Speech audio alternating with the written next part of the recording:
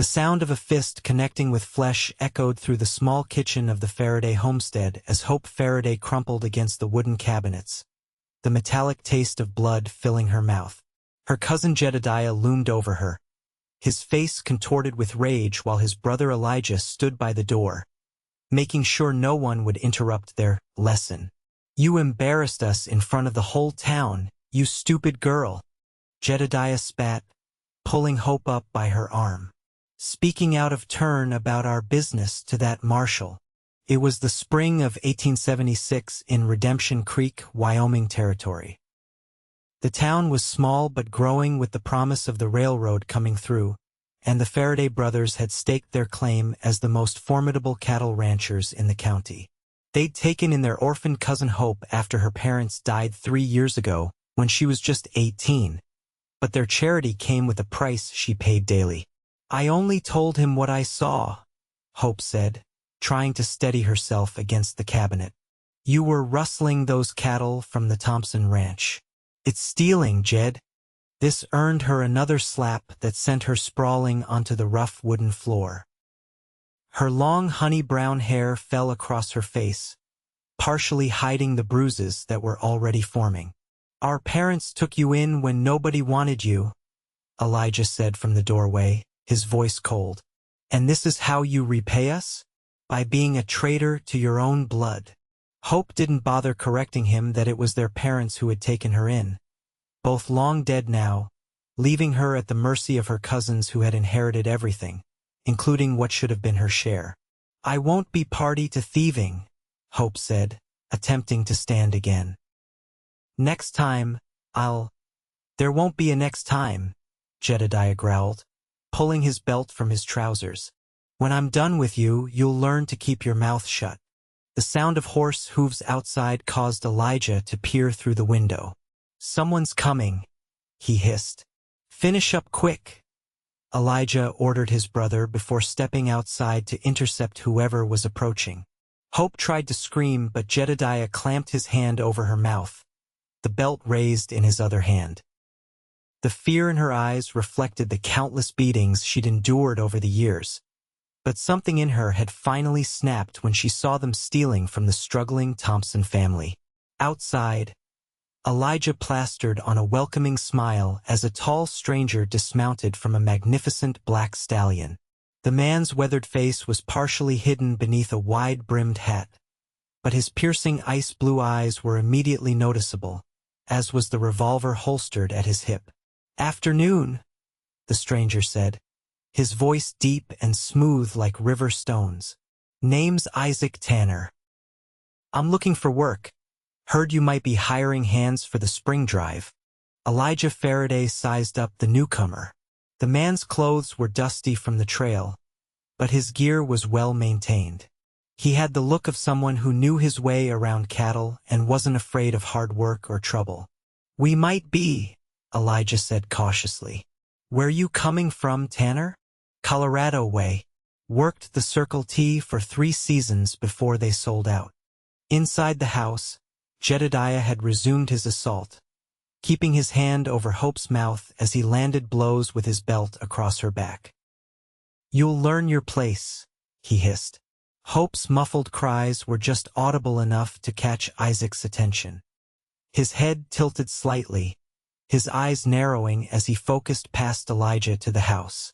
"Sounds like someone's in pain," Isaac remarked, his hand casually dropping closer to his gun. "Just breaking in a new horse out back," Elijah lied smoothly. "My brothers got away with the wild ones." A particularly loud cry from inside made Isaac's jaw tighten. "That don't sound like no horse I ever heard," he said, stepping toward the porch. Elijah moved to block his path. "Now hold on, stranger. This is private property." "I don't take kindly to men who hurt women," Isaac said, his voice dropping to a dangerous tone. "And that's a woman's cry if I ever heard one." Before Elijah could respond, Isaac shoved past him and burst through the front door. What he saw made his blood boil. Hope was curled on the floor, her dress torn, welts visible on her arms and face, while Jedediah stood over her with a belt in his hand. What in tarnation do you think you're doing? Isaac roared, drawing his revolver in one fluid motion. Jedediah spun around, surprised by the intrusion. "This ain't your business, stranger," he spat, dropping the belt and reaching for the shotgun leaning against the wall. Isaac's gun barked once, the bullet splintering the wood beside Jedediah's reaching hand. "The next one goes between your eyes," Isaac warned, his aim unwavering. "Step away from the lady." Elijah had followed Isaac inside and was now eyeing his own rifle hanging above the fireplace. "Don't even think about it," Isaac said without turning, somehow sensing Elijah's intentions. "Both of you, hands where I can see them." Hope pushed herself up from the floor, her face streaked with tears and blood. "They're my cousins," she explained weakly. "They didn't like that I spoke to the marshal about their cattle rustling." Isaac's eyes narrowed. "Family or not, no man has the right to treat a woman this way." "She's our responsibility," Jedediah argued. "We took her in, we feed her, clothe her, and beat her," Isaac finished coldly. "That's not responsibility, that's tyranny." While keeping his gun trained on the brothers, Isaac helped Hope to her feet. "Can you ride, miss?" Hope nodded, wincing at the pain. "You can't take her," Elijah said, his voice tight with fury. "She's ours." "She doesn't belong to anyone," Isaac replied. "And she's coming with me to see the marshal about what happened here today." "You won't make it to town," Jedediah threatened. "We've got men who'll hunt you down." Isaac's smile was cold. "I welcome them to try." With surprising gentleness for a man of his size, Isaac guided Hope outside to his horse. The brothers followed but kept their distance, knowing Isaac's reputation as a gunman preceded him, a fact they'd only just realized when they saw how comfortably he handled his weapon. "Hold tight to me," Isaac instructed as he helped Hope onto his stallion before mounting behind her. "We'll get you to safety." As they rode away, Hope clung to the stranger who had risked his life to save her, feeling something she hadn't experienced in years. The ride to town was painful for Hope, each step of the horse sending jolts through her battered body. Isaac seemed to sense her discomfort and slowed his stallion to a gentle walk. "What's your name, miss?" he asked, his voice softer now that they were away from the Faraday ranch. "Hope," she replied, her voice barely above a whisper. "Hope Faraday. A fitting name," Isaac said. "Hold on to it, Miss Faraday. Things will get better from here." The small town of Redemption Creek appeared on the horizon, its handful of buildings clustered around the dusty main street. As they approached, Hope became increasingly anxious. "I can't let people see me like this," she said, suddenly aware of her torn dress and visible bruises. "Everyone will know." "They should know," Isaac replied firmly. "What your cousins did was wrong, and hiding it only protects them." Nevertheless, he removed his duster and draped it around her shoulders, covering the worst of her injuries out of respect for her dignity. Marshal Dawson was sitting outside his office when they rode up, his weathered face registering surprise as Isaac helped Hope dismount. "What in blazes happened to you, Hope?" the marshal asked, rising quickly from his chair. "The Faraday boys took exception to her talking to you about their rustling activities," Isaac explained before Hope could speak. "I found them beating her in their kitchen." The marshal's face darkened. "Those two have been asking for trouble since their pa died." He turned to Hope. "You all right, girl? Need to see Doc Williams?" Hope nodded weakly, and the marshal called to his deputy to fetch the doctor. "And who might you be?" he asked Isaac, eyeing the stranger with a mixture of gratitude and suspicion. "Isaac Tanner. Just rode into town looking for work." "Well, Mr. Tanner, you've certainly made an entrance. The Faradays won't take kindly to your interference." Isaac's jaw set in determination. "I'm not afraid of bullies, Marshal." "You should be," Hope interjected. They have at least a dozen men working for them, and they're not above using force to get what they want. She's right, the marshal agreed. But for now, let's get Hope to the doctor. Then we can figure out what to do about the Faradays. Doc Williams' office was a small but clean building at the end of the main street. The elderly physician took one look at Hope and ushered her inside, his kind eyes filling with concern as he catalogued her injuries. "This isn't the first time, is it?" he asked gently as he cleaned a cut on her cheek. Hope looked down, ashamed. "No, sir, but it's never been this bad before."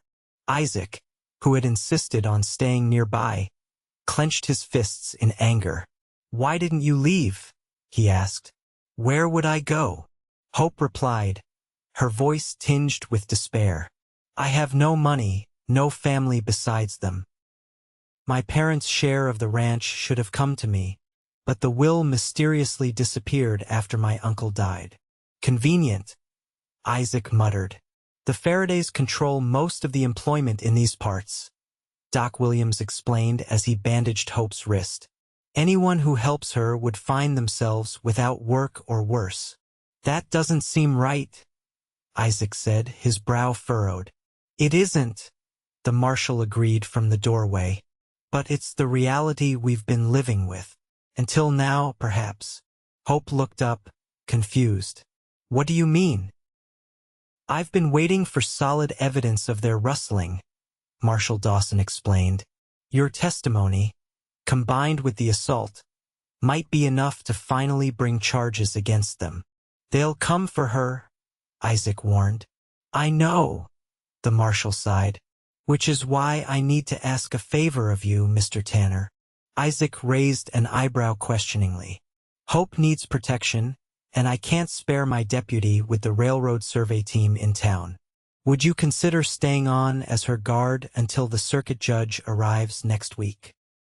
Isaac looked at Hope, noticing how, despite her injuries, there was a fire in her hazel eyes that spoke of an unbroken spirit. Something about her called to him, awakened a protective instinct he hadn't felt in years. "I'll stay," he said simply. Relief washed over Hope's face, followed quickly by worry. "But where will I go? I can't return to the ranch." "Mrs. Sullivan at the boarding house has a spare room," Doc Williams suggested. "She's no friend of the Faradays after they foreclosed on her late husband's store." The marshal nodded in agreement. "Perfect. I'll arrange it while the doctor finishes tending to Hope." As the marshal left, Hope turned to Isaac, her eyes questioning. "Why are you doing this for me? You don't even know me." Isaac was quiet for a moment, considering his answer. "When I was a boy, my mother suffered at the hands of my father. No one stepped in to help her, not even when the beatings got so bad she couldn't hide the bruises. She died when I was 12, and I promised myself I'd never stand by and watch another woman suffer if I could help it." Hope reached out, touching his hand gently. "I'm sorry about your mother." "It was a long time ago," Isaac said, his voice gruff with emotion. "But some wounds never fully heal." Doc Williams cleared his throat. "You're going to be sore for a while, Hope, but nothing's broken. You're lucky Mr. Tanner came along when he did." Hope nodded, her eyes still on Isaac. "Yes, I am."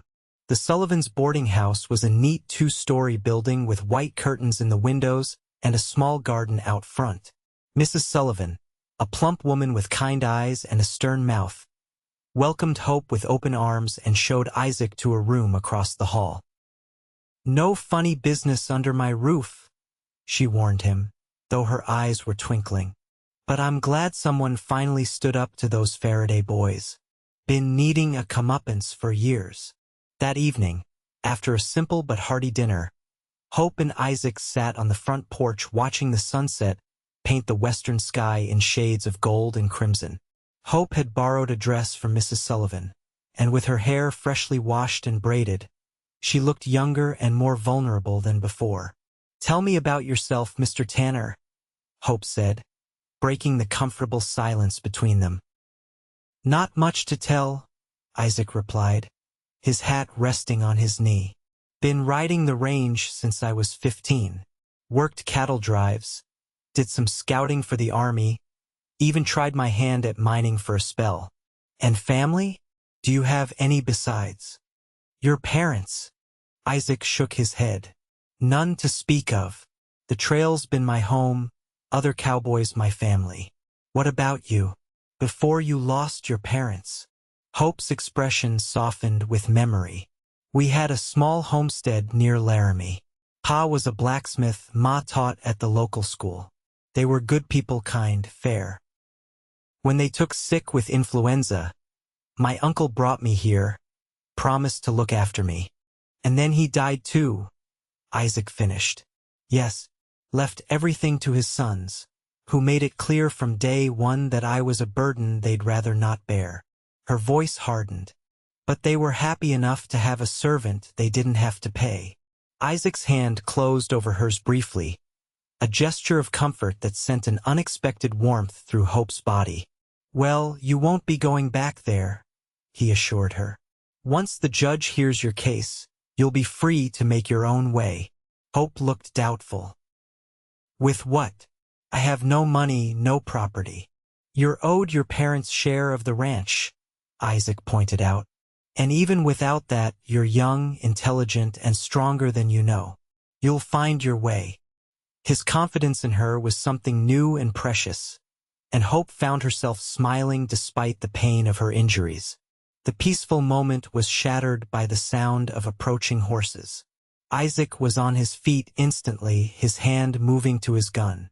Get inside, he told Hope, his voice brooking no argument. Through the gathering dusk, they could make out 5 riders approaching the boarding house, led by Elijah Faraday. Stay here, Isaac ordered, stepping off the porch to meet them as Mrs. Sullivan hurried Hope inside. We've come for our cousin, Elijah called as they reined in their horses. This is a family matter, Tanner. Step aside. She's not going anywhere with you, Isaac replied, his stance casual but ready. The marshal's got questions about your cattle business, and Hope's going to answer them for the judge next week. One of the ranch hands spat in the dirt. You ain't the law, mister. You can't keep her from her family. The kind of family that beats a defenseless woman? Isaac's voice was cold with contempt. I'd say that forfeits any claim to the name. Jedediah, who had been silent until now, dismounted slowly. Hope belongs at the ranch, with us. You're interfering in matters that don't concern you. I'm making it my concern, Isaac countered. Now turn around and ride out before this gets ugly. The tension in the air was palpable as the men faced off. From inside the boarding house, Hope watched through the curtains, her heart pounding. She saw Mrs. Sullivan quietly loading a shotgun in the corner of the room. 5 against 1, Elijah smirked. Those odds don't favor you, Tanner. Odds don't mean much when the first man to draw gets a bullet, Isaac replied evenly. Are you volunteering, Elijah? The standoff stretched for several heartbeats before Jedediah placed a restraining hand on his brother's arm. This isn't over, he promised, his eyes cold with hatred. We'll be back, and next time we won't be talking. As the riders turned their horses and departed, Isaac remained vigilant until they were out of sight. Only then did he return to the porch, where Hope had come back outside. They'll be back, she said, echoing Jedediah's threat. Yes, Isaac agreed, but we'll be ready. Over the next few days, Isaac and Hope fell into a cautious routine. During the day, Isaac would escort her to the marshal's office where she gave detailed statements about the Faraday's illegal activities. In the afternoons, they would walk through town, always vigilant but gradually relaxing in each other's company. Hope discovered that beneath Isaac's tough exterior was a thoughtful man who enjoyed poetry and could name every constellation in the night sky. Isaac found himself drawn to Hope's resilience and her quiet determination to rebuild her life. Have you thought about what you'll do after the judge's ruling? Isaac asked one afternoon as they sat in the small town square. Hope sighed, plucking a wildflower from beside the bench. If I receive any settlement, I'd like to open a dress shop. I've always been good with a needle, and Redemption Creek could use some civilizing influences. You'd stay here? Even with the memories?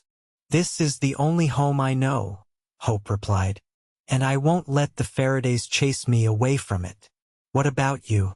Will you move on once your job as my protector is done? The question hung between them, weighted with unspoken feelings that had been growing with each passing day. I haven't decided, Isaac answered carefully. For the first time in a long while, I'm finding reasons to consider putting down roots. Hope's cheeks flushed at his implication, but before she could respond, they spotted one of the Faraday ranch hands watching them from across the street. Isaac instinctively moved closer to Hope, his hand resting on his holstered gun. They're always watching, Hope murmured, the flower forgotten in her lap. Let them watch, Isaac said. They won't try anything in broad daylight with witnesses around. But that night the Faraday brothers made their move. Hope was awakened by the smell of smoke and the sound of Mrs. Sullivan shouting. The boarding house was on fire. Isaac burst into Hope's room, fully dressed with his gun belt buckled. We need to get out. Now. Hope grabbed the shawl beside her bed and followed Isaac down the smoke-filled hallway. Mrs. Sullivan was already outside, directing neighbors who had formed a bucket brigade. The Faradays? Hope asked, coughing as Isaac guided her to safety. Who else? He replied grimly. They're getting desperate. From the shadows across the street, Elijah and Jedediah watched the chaos they had created. Their plan was simple in the confusion of the fire. They would grab Hope and disappear before anyone realized she was gone. What they hadn't counted on was Isaac's vigilance. As they moved to approach Hope, they found themselves staring down the barrel of his Colt.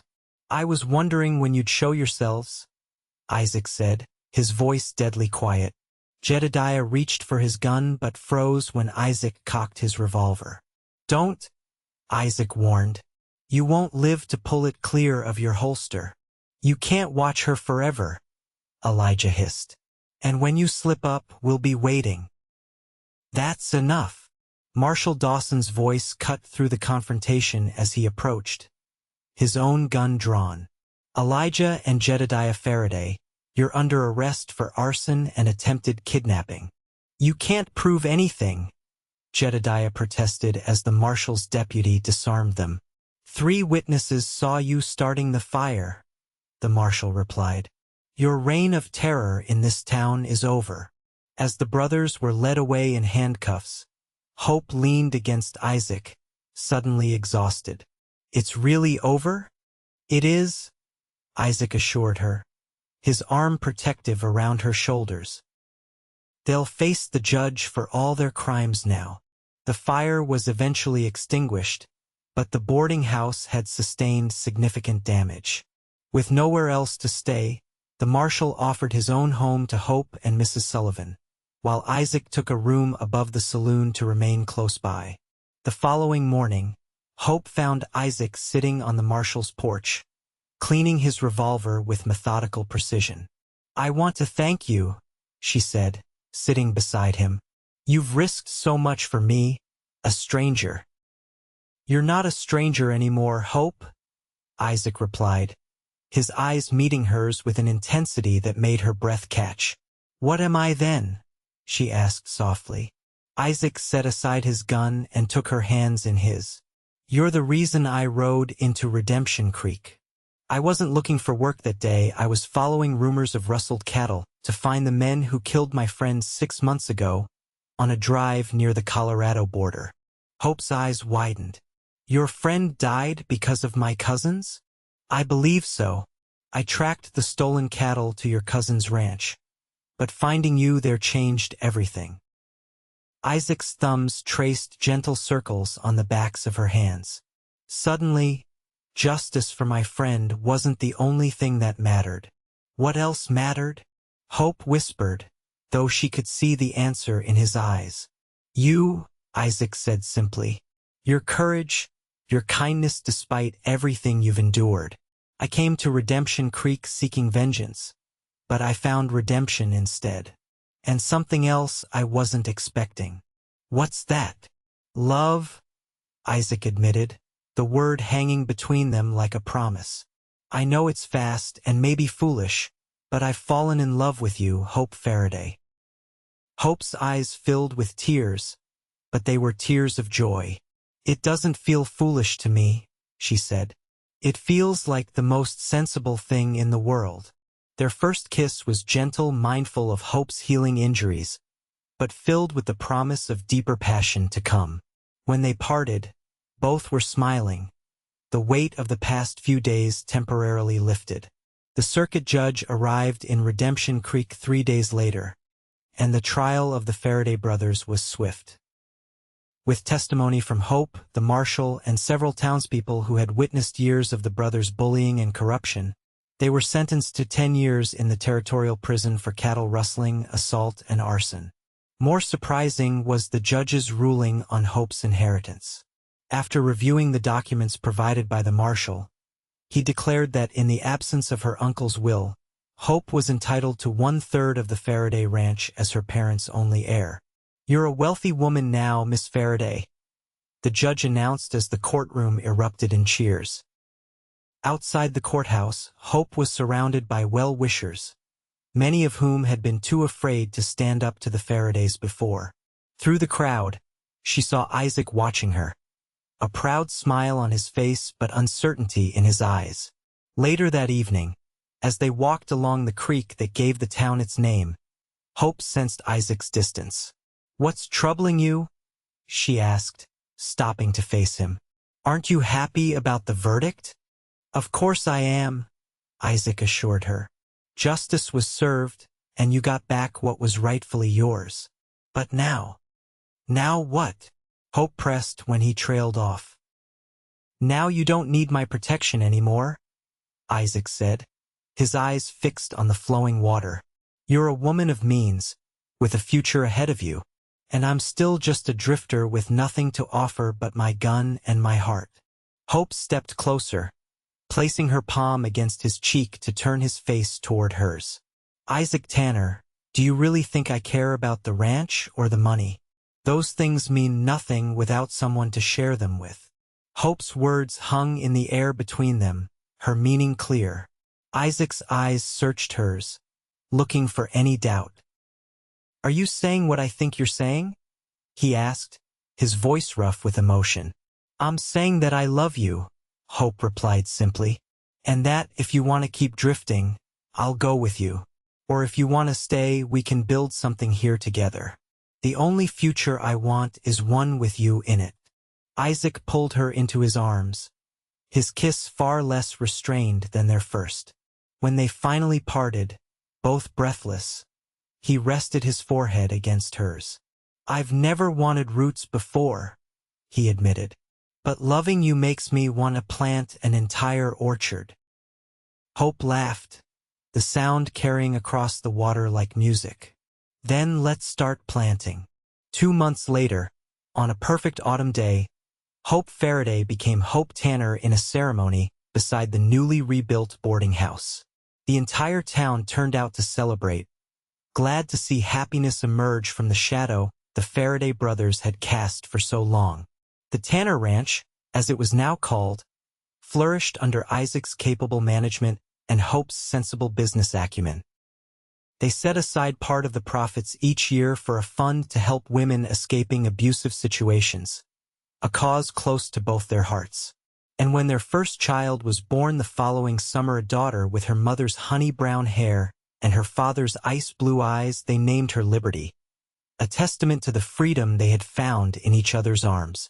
I never thought I'd find this kind of happiness, Hope confessed one evening as they sat on their porch, watching the sunset paint the same golden hues across the Wyoming sky that had colored the evening they first sat together. Nor did I, Isaac agreed, his arm around her shoulders. But sometimes the trail leads you exactly where you need to go, even when you don't know you're looking for it.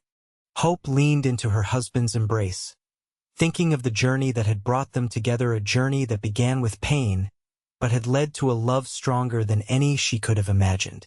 From the darkest moments of her life had come the brightest future, proving that even in the Wild West, redemption and love could be found by those brave enough to fight for it.